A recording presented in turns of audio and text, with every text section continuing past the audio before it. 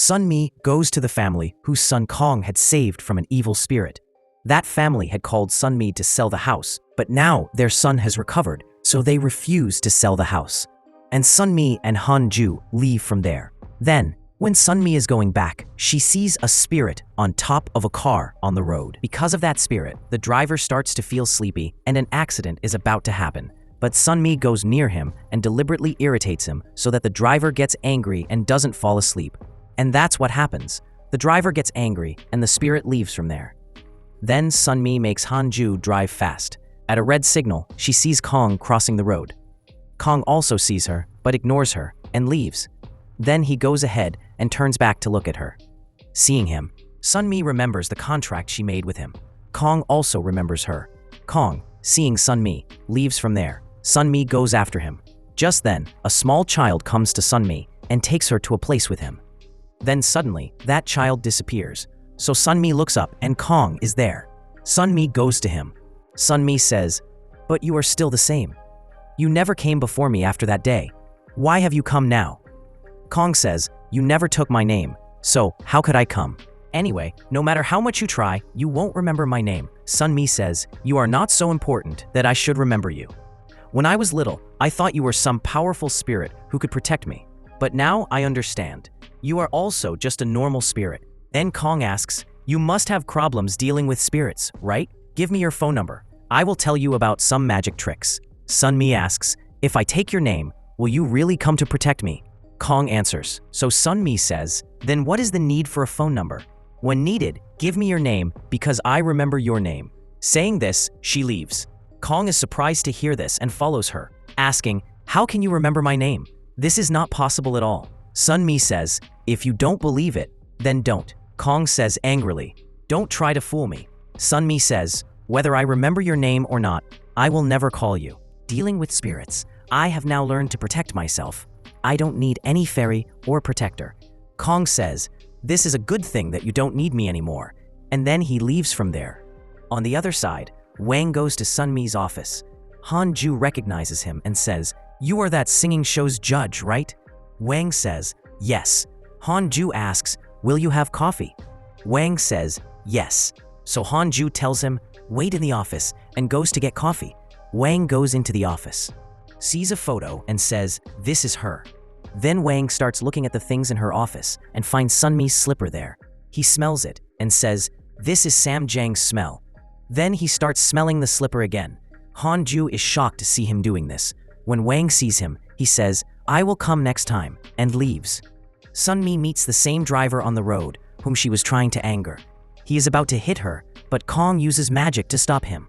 So he starts to frustrated and leaves, telling Sunmi, "I'll see you next time."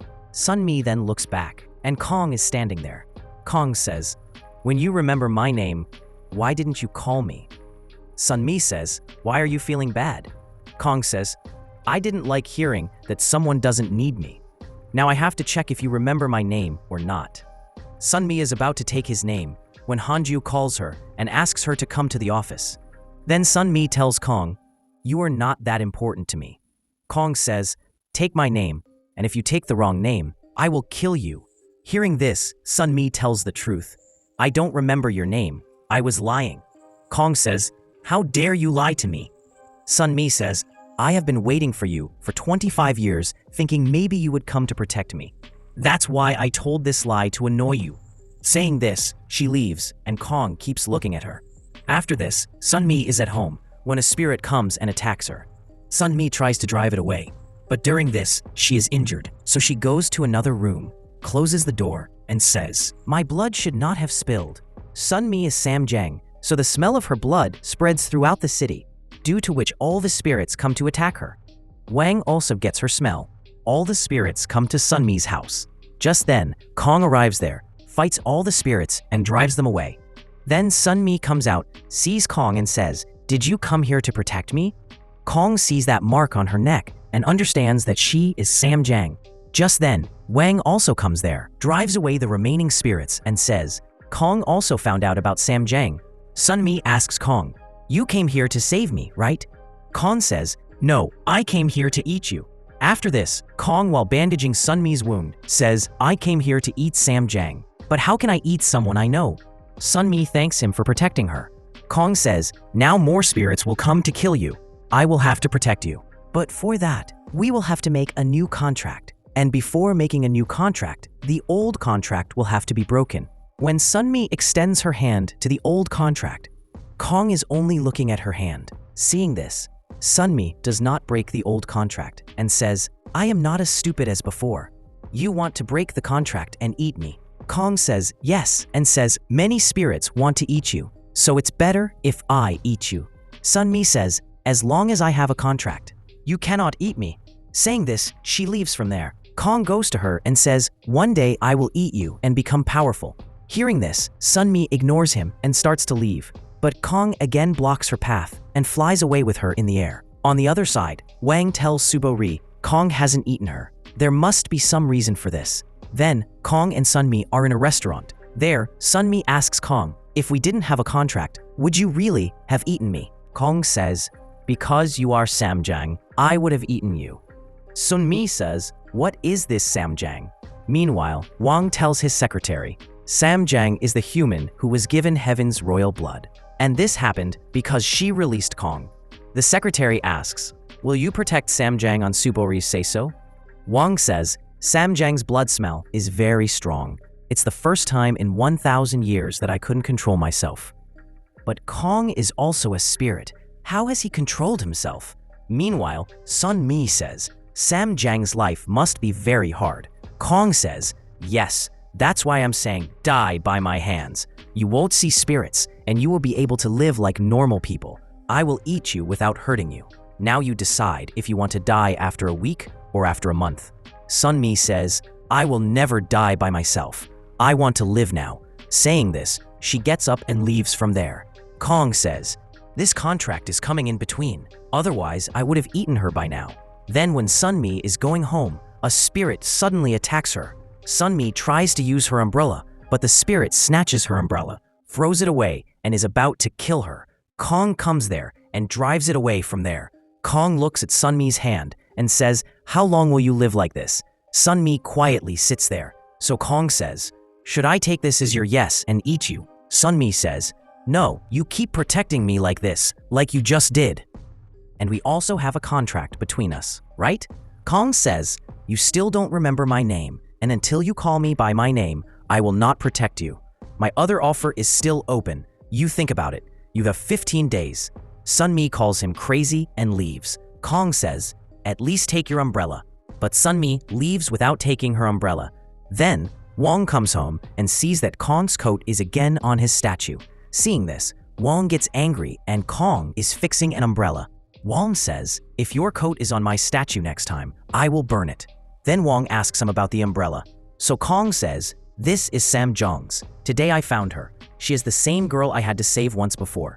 Wang says, and that's why she got the punishment of driving away evil spirits. And now that you know she is Samjang, why haven't you eaten her yet? Kong had put some sauce to make for eating Samjang. He tells Wang, I am going. You turn off the gas after 20 minutes. Seeing this, Kong is making sauce, so it means he will definitely eat Samjang. Then, Kong is sitting on the roof of a building, holding an umbrella, thinking about Sunmi. Sunmi comes there looking for her umbrella, but she doesn't find it. So Kong throws her umbrella towards her from the roof. Sunmi takes the umbrella and leaves from there. At that moment, Kong is sitting on the roof of her building, making fireworks with a candle. Sunmi tries to remember his name, but she doesn't remember. Then she starts checking the names of her clients, thinking maybe she will get some information from this. Hanju comes there and tells Sunmi, Wang came to meet you yesterday. Sunmi says, I don't know any Wang. So Hanju shows Sunmi a video of Wang's show. Sunmi recognizes him. On the other side, Kong is with the ice god. The ice god asked him about Samjang. Kong says, I have also prepared the sauce. PK arrives there. He tells the fans stay 10 meters away, meets Kong and says, we are meeting after a long time. Kong tells him, stop overacting. PK says, what about Samjang? Kong doesn't tell him anything and sends him away from there. Meanwhile, Sunmi comes to meet Wang and asks him Kong's name. Wang says, even if I tell you his name, you will not remember his name. Now only Kong can return your memory to you. Sunmi says, then the contract is also useless. Which contract? So Sunmi tells him about the contract. Wong says, "Oh, so that's why he hasn't eaten you yet. We need something to catch Kong." Then he takes her to a place with him. A lady gives Wong a perfume that Wong himself had ordered from her. Then she takes him with her to show him something. After Wong leaves, Sunmi is looking at the things kept there. Just then, she sees a pot there. She opens it and sees herself and Kong in it, who are kissing each other. Seeing this, Sunmi gets scared. So that boy tells her this pot shows the future.